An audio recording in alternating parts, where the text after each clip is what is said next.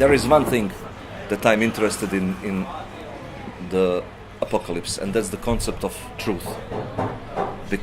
And that's the, let's say, very Christian reading of the apocalypse, because in Christian reading of the apocalypse is not a disaster, it is not the end, it is just the revealing of the truth, which is of course disastrous, because as we know from Derrida, just one drop of truth is enough to destroy the world. No. So that was it, the truth, the concept of the truth. And there is also the idea, which is basically very Heideggerian, that by writing and through the art, especially through the poetry, you are getting the closest to truth that is possible, you know. Anyhow, that like poetry is, and that's also very Heideggerian, but it's said by Alain Badiou that the poetry is one of the procedures of the truth, you know. So it is in a way a meta-poetical thing, like when you are writing about truth, you are writing about writing. I was reading a lot about the apocalypse and writing a lot about it, but I'm not fascinated at all with the destruction or anything like that. As I told you, what I was interested in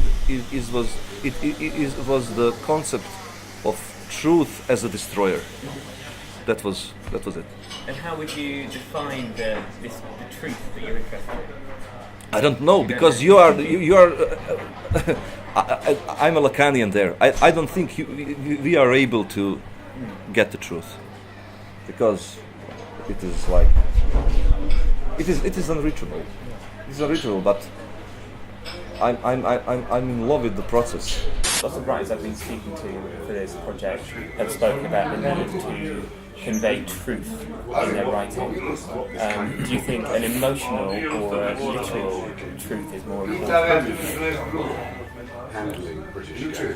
Real truth, sometimes it is different. I think literary truth it's more important to have your literary document, like some kind of novel. One novel can be literary document, but it doesn't mean that novel is document, pure document. You have Kafka, for example, his novel about castle or process. So it is a some kind of document of that imaginary world, bureaucracy, about the purpose of life.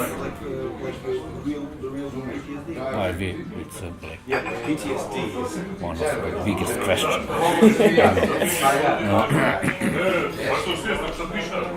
So I think every person, every author has his own literary truth. The same story told in different contexts has different meaning. So that's the big difference between life, and that's why nothing I wrote, although I experienced it all, nothing I've ever written was autobiographical. Because I don't really think one is able to write autobiography. Because the moment you start to write, you are fictionalizing. And every history, even your personal history, is mostly fiction. There is nothing really documentary or biographically here. We think that that's our experience, but what we consider our experience is just our version, our at least half or completely fictional version of what happened to us. That's what I believe anyway. So I feel free to use lots of titles from so-called real life, because I'm completely sure that they will function completely different in my novel. Do you think that there can be no objective truth? I'm not sure. I'm not sure about that. It's obviously even big name philosophers can't really get consensus about that question. I will stay out of it. I'm just a writer. I just fictionalize. I don't know a hell about truth. I'm just making things up.